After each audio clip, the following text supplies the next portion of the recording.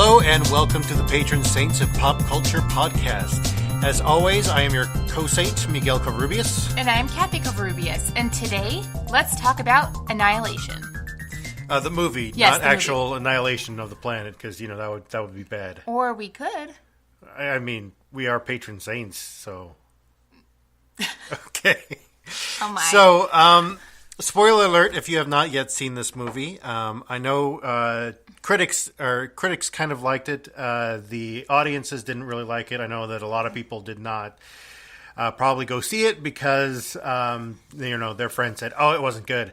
But really, if you admit to it, it was your friend that doesn't really get a lot of movies. Yep. And so they probably didn't get this one. Yep. So they probably didn't tell you to go see it because that. So. Or they're your friend that really, really, really likes the Transformers movies.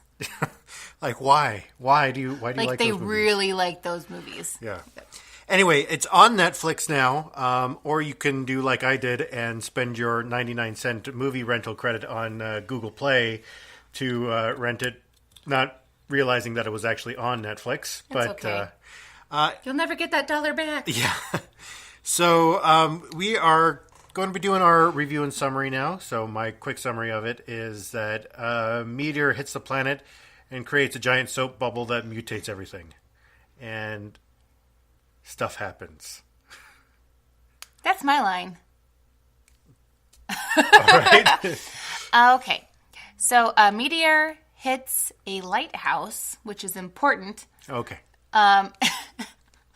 Sorry. Yes. And a force field type thing has expanded from it ever since. And a group of scientists go in to discover what's going on because the military can't figure it out, shockingly. All right. Well, yeah, military and scientists, kind of both in there. So yeah, but all of the people before the group of scientists went in were all military, they said. Yeah. So I am, from this saint, I'm going to give it a blessing. I really did like this movie. I thought it was much better than I had originally thought it was going to be. I mean, I saw the previews for it, and the previews looked good, but it went from being in theaters to being digital, like way too fast, in my opinion. And that usually is a sign that it's not a good movie or it's not well received. And this one was actually, I thought it was well done. It's well in that vein of those horror movies with things to say, like The Babadook, like Get Out, Cabin in the Woods, somewhat. Mm-hmm. It's kind of genre defying in its way. And let's see, I had just Arrival. And what's funny is that we just like this time last year we just did Arrival as well. Mm-hmm. And I think it's on par with that. I think it was very well done. Yeah, I would agree. It's very similar to Arrival when, there's aliens involved. Well, kind of, sort of aliens involved. An alien life form, possibly? Yes, it's very strange. But anyway, I give it... So what's our scale? It's just blessing or curse? Yeah. I give it half a blessing. Half a blessing? Not a full blessing. Not a full blessing, but a half a blessing. Because the visuals were awesome. I really liked the visuals. It was touted as a... Touted, okay. Touted. Touted. Thank you. It was touted as a horror movie, and there was scary bits, but that's it. I wouldn't have classified it as horror. I think it was more or less disturbing imagery that was meant to be more disturbing rather than like horror. Traditional horror. I think The Babadook was more horror. The Babadook was more horror than this. This was more disturbing imagery. Like, that was designed for those of us who are, like, fearful of change to be fearful. Like, those of us who have anxiety. Like, for me, it was terrifying because of the disturbing imagery. Like, I don't want to become a wall. Oh. Yeah. Okay. So. Yeah, not me so much, because that's not going to happen. Yeah, okay, but still, I'm now terrified of becoming a wall. Okay, I'm sorry. Of my intestines moving and becoming a wall. Okay. Yes. Speaking of that self-annihilation of anxiety, I think this movie had a lot to say about self-destruction. And I want to talk a little bit about self-destruction, especially because nowadays it is this is a very timely topic, considering this last week with Kate Spade and with Anthony Bourdain, who both committed suicide, which is kind of on the spectrum of self-destruction, self-imposed destruction. And I think it's like on the extreme end of it, but it's also those of us who deal with mental illnesses, that it is part and parcel with who and what we are. Yeah. Because it's a coping mechanism. As most psychologists agree, it is a coping mechanism for those of us who, when we feel overwhelmed or stressed, or that we want to do like a preemptive strike for somebody. Like we don't feel like we're supposed to have good stuff in our lives, that we are damaged goods, as Shepard put it in the film, was that she said, "Oh, we're all damaged goods on this trip." And I think that's the way that a lot of us see ourselves, and I would say the vast majority of the population sees themselves as damaged goods. Yeah. It's because I don't think that anybody's perfect. Nobody in this entire planet is perfect. I mean, I do know of some narcissistic people who do see themselves as perfect, but I don't think that anybody actually is perfect. Yeah. And I think this really stems from a lot of wanting to control one's own world, wanting to control one's own environment, and in a sense, it's becoming like the Meteor in our lives. Is that we crash into something and then we try to transform it by mutating whatever it is into like these bad things and something that's not really beneficial for the ecosystem of our life, as it were. To really take a metaphor way too far. So, or it could also be like somebody coming into our lives being the Meteor and trying to mutate. Yeah, and life. Trying to mutate your life. Yep. Exactly. And I really wanted to highlight a quote from, this was from Dr. Ventris when Lena had approached her about, why did my husband want to commit suicide? Why did he go on a suicide mission? Yeah. And Dr. Ventris talks about how, this wasn't suicide. You're confusing suicide with self-destruction. Is that almost none of us commit suicide, whereas almost all of us self-destruct somehow in some way. And then she goes on to list how, we kind of bomb that good job that we have. We bomb a happy marriage. We bomb like all of these things because we have this idea in our heads that we don't deserve this stuff. We don't deserve what it is that we have.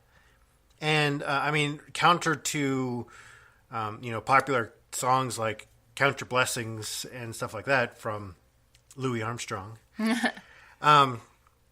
we don't do that because we feel like we don't deserve those things. And this is something that I really feel like the self-flagellation has been brought about through a lot of our culture. And I think a lot of our culture has been controlled by this idea that has been in evangelism and fundamentalism for a long time, that we're all sinners, that we're all bad human beings, that we're all deserving of the hell that we get, and that only Jesus is the way, kind of thing. And that is right there. I think that is one of the biggest lies that has ever been perpetrated by the church, because this is a very destructive theology. That I think the penal substitutionary theory of atonement has been way overplayed and is very, very wrong, because it's a very human idea of justice, as it were, on this cosmic scale. And that's not the way it is. We've been trained, especially me. I grew up in an evangelical and a fundamentalist background. Is that we've been trained that we're bad, that anything that we have is bad or wrong, because it's all based on our humanity, and that humanity is wrong.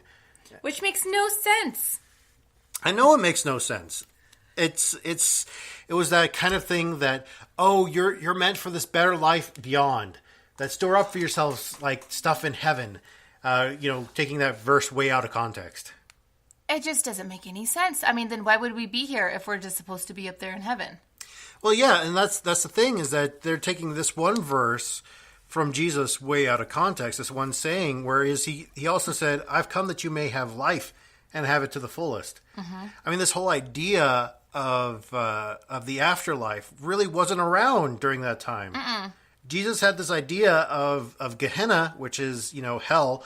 But this idea of Gehenna was also that trash heap outside of Jerusalem. This place was cursed because this is where kings would go to sacrifice their young and all this other stuff. And that he would often tell people, it's better for you to like cut out your eyes rather than ogle that lady or say that lady has too revealing of clothing. It's better for you to pluck out your eyes and throw them into the trash heap than it is for you to do that. And like these are the things that they forget about, and they forget that Jesus was all about this life here and now, just like the Jewish concept was, that this is the good part. Mm-hmm. That not the afterlife is the good part. This life right now is the good part. Yep. And I think this has become so pervasive in our culture that we've kind of gone into this mode of self-destruction as a norm because we've all heard that same message that we're sinners. Sinners in a hand of an angry God, yeah. As whatever the famous preacher put it. I had his name like right there on the tip of my brain, and then all of a sudden it left. Okay, we can circle around. If you remember, you just shout it out. Yeah, like in the middle of our conversation later, you'll be like, oh yeah. Yeah, see, it's right there. It's like Ronald Redford. No, it starts with a J. Anyway, Jesus Christ. No. Well, and see, this is the thing that a lot of evangelical and fundamentalist preachers, especially this morning after this week, is they're going to harp on this context of Kate Spade and with Anthony Bourdain taking their own lives. Is that they'll say it's like, oh, their lack of faith, or that they didn't see God or they didn't have God, and that's a lie. Mm-hmm. That is a horrible lie. That is a lie that will cause people to go into the self-destruction, and that's a way of those preachers to gain control over their congregation. It's a place of fear because we're not in the hands of an angry God. I don't believe that God is angry if God is there. And this is something that I think has to do with this movie a whole lot, because I think that like that whole God concept wasn't even in there, but this whole concept of self-destruction and self-depreciation was there. That they are. Let's see. This was another quote from her that, if I can read my own handwriting, they're not decisions. They are. That's ingrained into us. And this follow up on that quote, on the original quote, she was saying that it was something that is ingrained into us as human beings, is that we are all about self-destruction, that it's part of our DNA. I don't really think it's part of our DNA. I think it's part of our cultural upbringing. Yeah, I agree. I think it's more cultural than anything. Because I don't see any animals that are about self-destruction.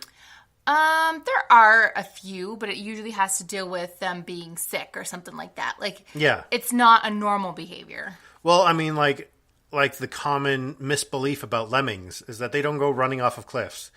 Mm-hmm. That's a misnomer. I don't think that.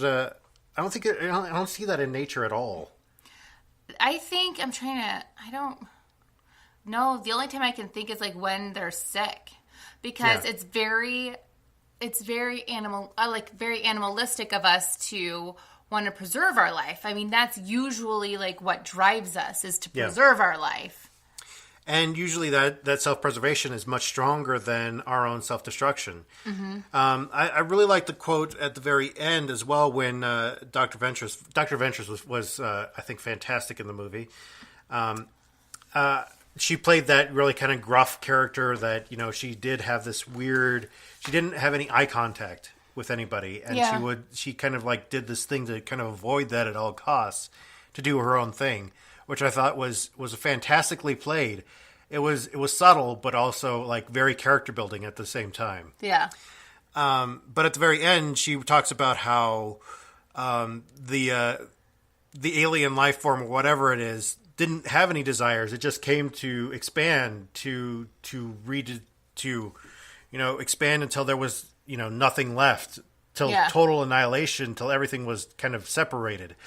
Which I think this is very true in our self-destructive patterns. Is that there is that part of ourselves that does get that kind of perverse enjoyment out of that self-destruction. Mm-hmm. And that it won't stop until there's nothing left, until we're completely annihilated. Like, yeah, we're happy, we're, in this good job, we're in a good marriage or whatever, that we're going to still continue to self-destruct because there's still that sick pleasure that part of ourselves gets from that. Mm-hmm. And I mean, I know that me, especially when I'm stressed and I'm overwhelmed, that I go into these modes of self-destruction. And a lot of it is because I feel like I don't deserve to be happy. I don't deserve whatever it is that I have. Yeah. And I mean, I know that it stems from a lot of my own mental illness, but I know this is like a large part of the population as well that deals with something like this.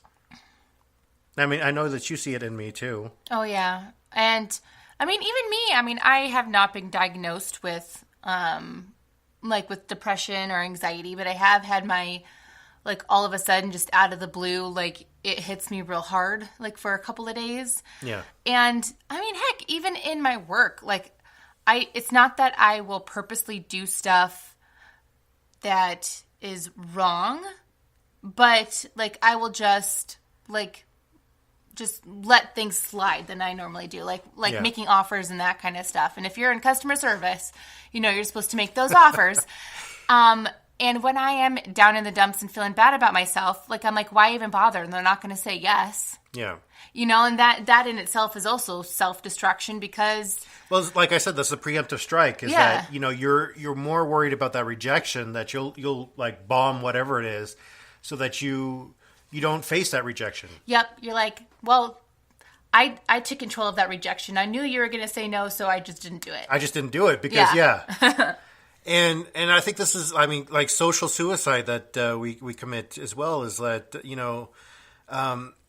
I know that friend's mad at me or whatever, and you think that they are, but they really aren't. Yeah. And so you end up bombing the relationship because you feel like that friend is mad at you, and you completely cut them out of your lives for whatever, made up reason that you made up. Mm-hmm. And see, this is the thing, is that it's all a matter of this self-destruction. And I think this really does stem from that idea that we're all bad, that we are all sinners. And I think this is a concept that is completely mistranslated. One, because the word sin is mistranslated. This whole idea that there is this demerit system for a supreme being that is going to, send you to eternal torture for, doing a finite thing. You're telling me that The Good Place isn't based on real events?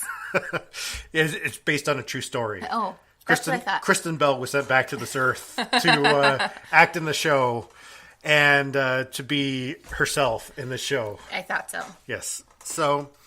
I just wanted to take this moment to say as well, if you're dealing with a spiral of self-destruction, if you are dealing with something like this, if you're dealing with thoughts of suicide, of the fact that you just feel like you can't take it or that you don't deserve anything good, I implore you, please, please, please seek help.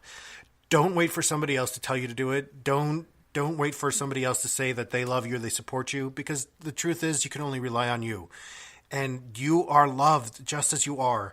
So please, please, please seek help. There is no shame in it. There's no shame in seeking help. If you need help right now, call 1-800-273-8255. That is 1-800-273-TALK. That is the Suicide Prevention Hotline. Please seek help. 1-800-273-8255. All right. Moving on. I won't be talking about death and destruction. Okay. From the movie called Annihilation. Instead, I'm going to... There was one quote in the movie that just kind of struck me, and I thought it was very true to life, especially with when we come up and meet new challenges in our life, whether that be personal, through work, through family, just day-to-day challenges that you have. It's from Josie, like right before that she disappears. I don't know how else to explain it. She's just gone. And she says, Ventress wants to face it. You want to fight it. But I don't think I want either of those things. And she's just gone. She's absorbed. She gets up and walked away and it like disappears. Yes. I think she became one of the plant people because if you looked at her arm, like right before when she looked down, there it looked kind of like a plant was like in her skin. Yeah. But anyway, that's what I thought.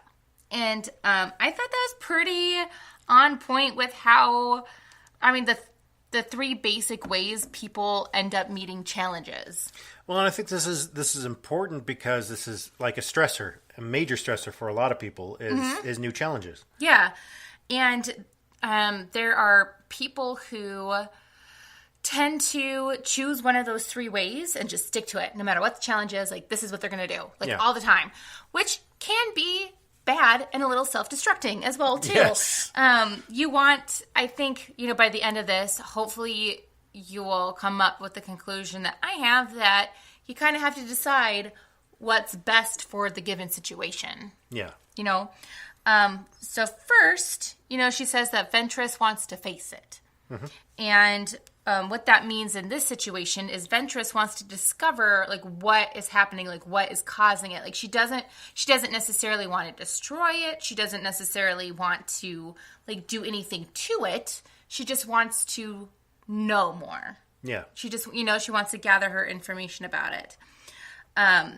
Which can be good in some circumstances, especially when it comes to, I don't know, meeting a new neighbor who is part of a culture that you just don't understand. Yeah. So it's good to face it, learn about it, kind of try to understand it a little bit more.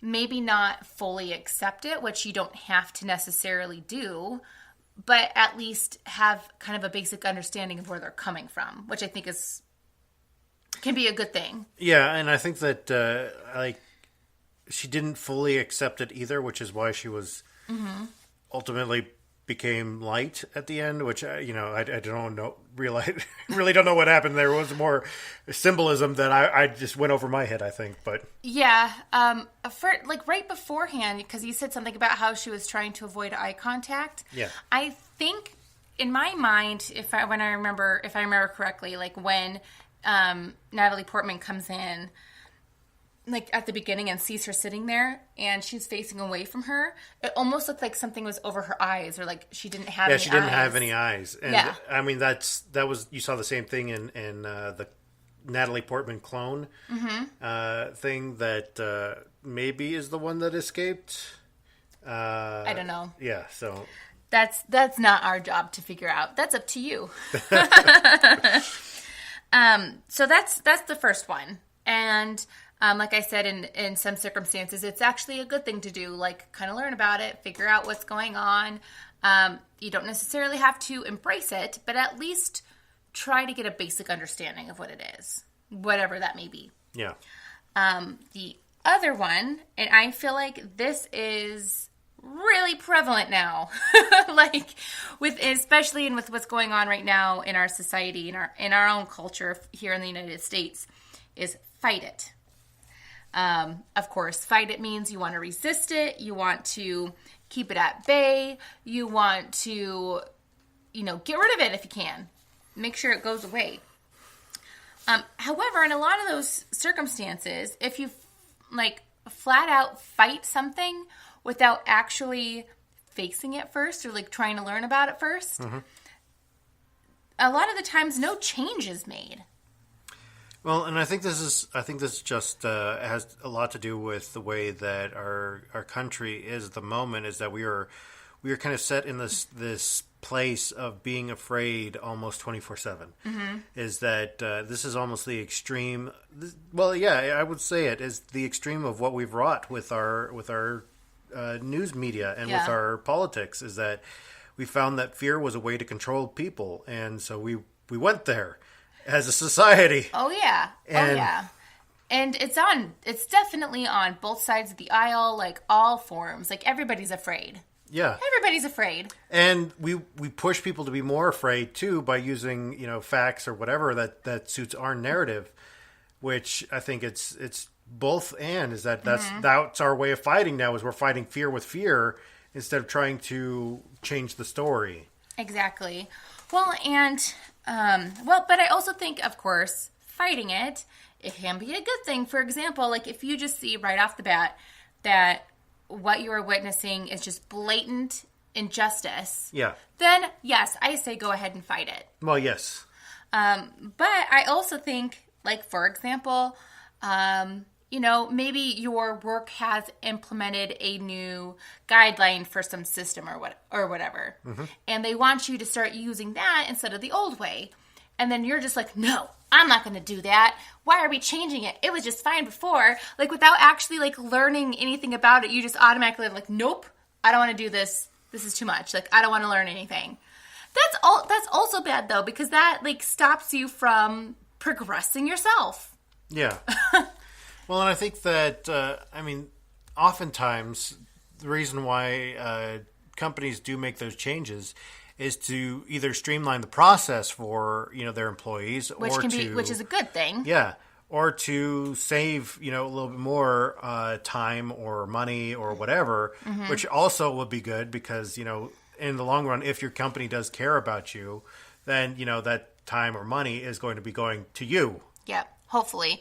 I mean, there are just some companies who just care about the bottom line so they can line their own pockets and not everybody's pockets. But still, like, a lot of the times they're just trying to make your life easier. Yeah. Or safer, too.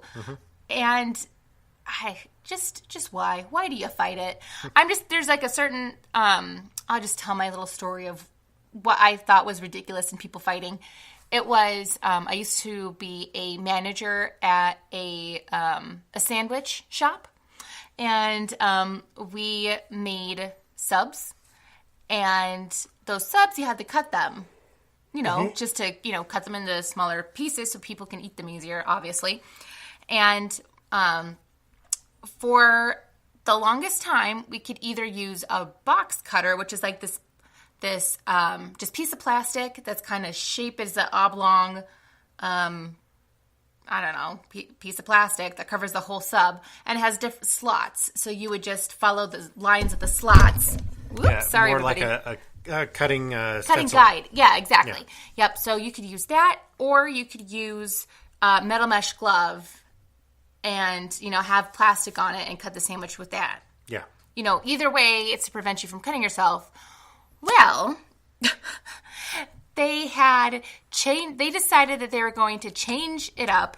They didn't want us to use the metal mesh gloves anymore. They just wanted us to use the box cutters. But they had changed up the design so that it hugged the sandwich more, so the sandwich didn't like move around like in the box as much, which is what I prefer because it would make sloppy cuts. And the fight on this was absolutely ridiculous. Like, I seriously had people who told me, well, I'm going to still use metal mesh glove. Fire me if you want. Seriously. And I'm just like, you're willing to be fired over this. What? Yeah. Like, why? Why are you fighting this? Like, this is ridiculous. Yeah, that's a silly form of self-destruction, Exactly. And I'm just like, if you're so hard up and leaving this job, just leave. Well, and I think it's just a fear of change, and I think that there's a fantastic podcast that was done on this by Invisibilia, and I would highly recommend that you go check that out because there is almost half the population that has this kind of fear of change, and it's kind of ingrained with an anxiety disorders as well. So yeah, but box cutters. Yeah, really. I know. See, but it's a fear of change. Is that you're doing a preemptive strike to do that because you fear that you're like maybe you're not going to be able to do it fast enough, or you're not going to be able to do whatever it is, and so you're doing this preemptive strike to bomb this thing so that you like so you don't fear that, or so that you don't have to face that rejection or whatever. Yeah, I know. It was weird. But anyway, last but not least, the third option here is, this is how I interpreted it. I don't know how you listeners, if you watched the movie, how you took it as, but after Josie said her line and just disappeared, I took that as her embracing the change. Yeah. Like, just going along with it, just like, okay, whatever, and she's just gonna, like, I'm not gonna face it, I'm not gonna fight it, I'm just gonna be consumed by it, and I'm just gonna go. I'm gonna be a plant person. And which can also be good. I mean, especially in that work example that I gave. It's just like, just do it. Like, why are you fighting me on this? This is ridiculous. Just do it. I think this came out after Thor Ragnarok too, huh? I think so, yeah. So that's what happened when Thanos snapped, is she now became a plant person. Gotcha. So. And, but that's what it was. That's what happened when she went around the corner, is Thanos snapped. No, we're moving on, honey. we're done with that.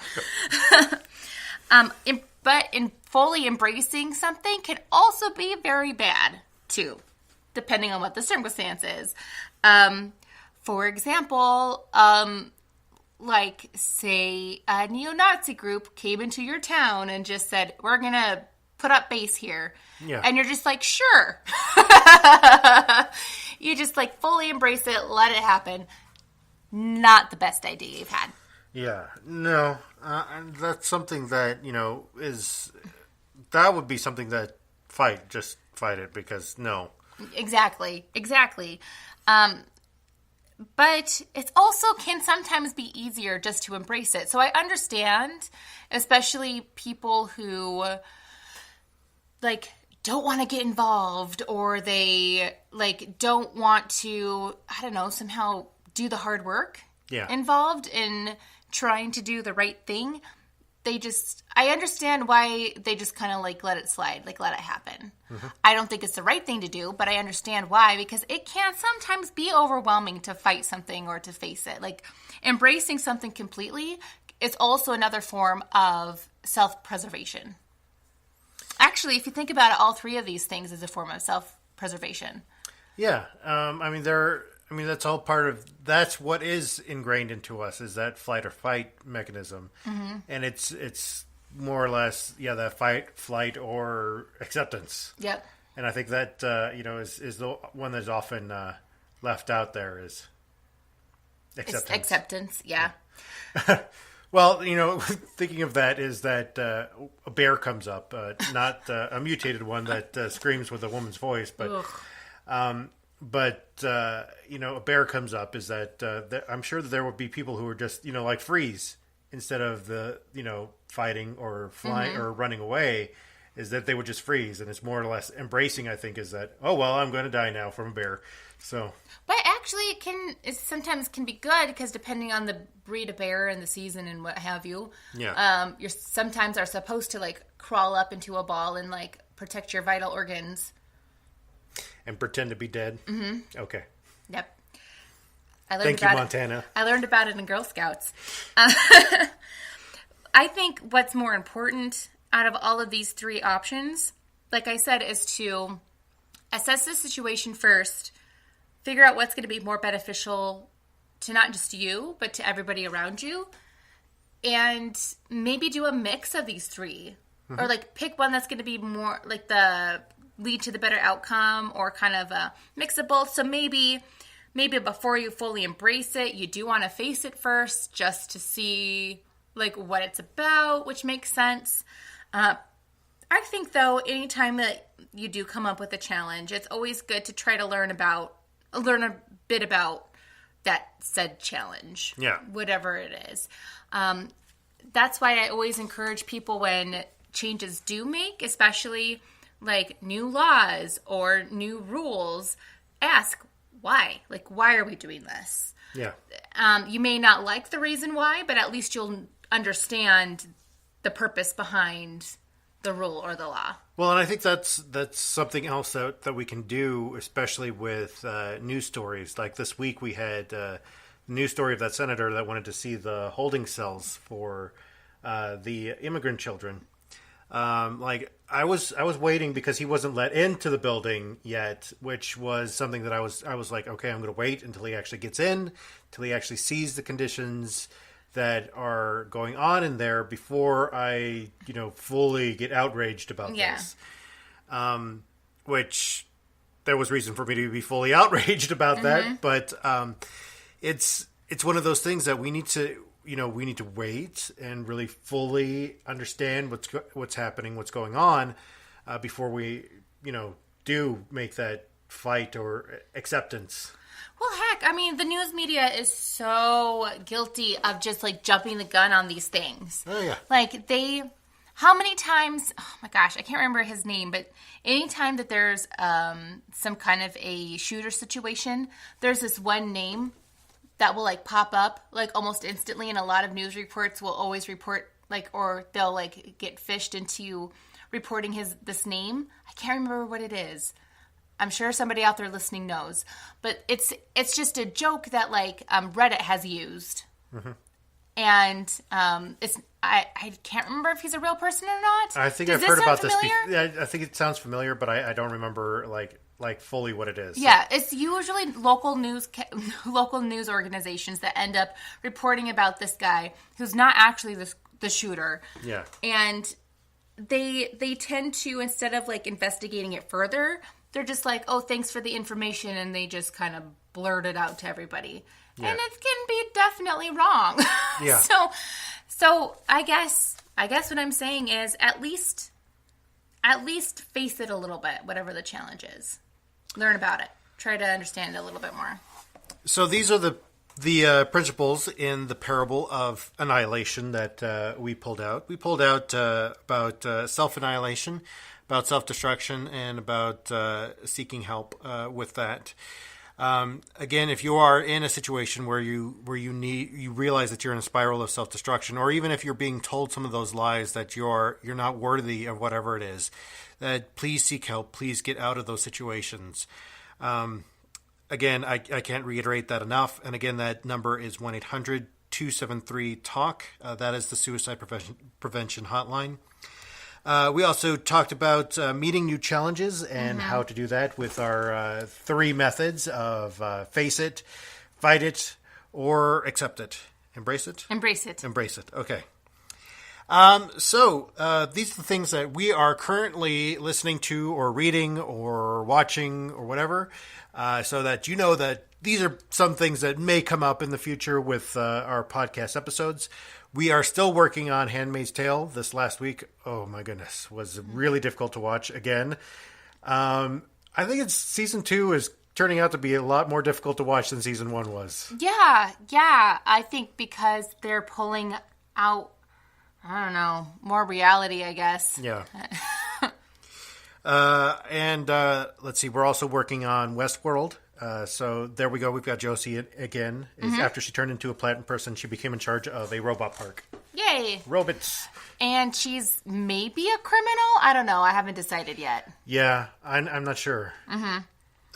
So we're working on those things. Those are coming up. Those are going to be, of course, episodes, because we did talk about Westworld and The Handmaid's Tale last seasons. So we're meeting those challenges. We'll be facing them. Yes. Not fighting them. Let's see. I've also been catching up on all my podcasts this last week. Obviously, I brought up Invisibilia. And let's see. The Hidden Brain is also another one that I'm catching up on. And, the big popular NPR ones, as well as some of the smaller ones, which I will talk about next week. Yep. I wanted to point out to a specific podcast that I listened to that I thought was interesting, because it did actually bring up some thoughts that I hadn't thought about before. And it was an Unladylike episode. Unladylike is a new podcast from the co-hosts of oh my gosh, Stuff Mom Never Told You. They got away from the How Stuff Works network. Yeah. And decided to do their own podcast. Okay. And that was, the one that was interesting was How to Shoot a Gun. and it's not what you think it is about. And I think it's really interesting, especially those of you who are for, are actually for or against gun regulation, I guess. Both sides. Everybody should listen to it, is what I'm saying. Okay. So those are the things that we are working on. Please don't forget to drop us a line and let us know that you're listening and that you like our show. And if you do like our show, please tell 2 people about it. That's how we get our word out, is from word of mouth. So tell people about our show and how to get us on their most favorite podcast platform. Yep, and please review. Please review and of course subscribe. And find us on social media. Let us know what you would like us to talk about. We are on Facebook. We are on Twitter. Those are the 2 places that are probably the biggest. So, find us there. Also on our website, thehonestfaith.com. You can also give us a call and leave us a voicemail and or text at 720-372-3879. And with all that being said, we invite you to come and join the conversation. Bye.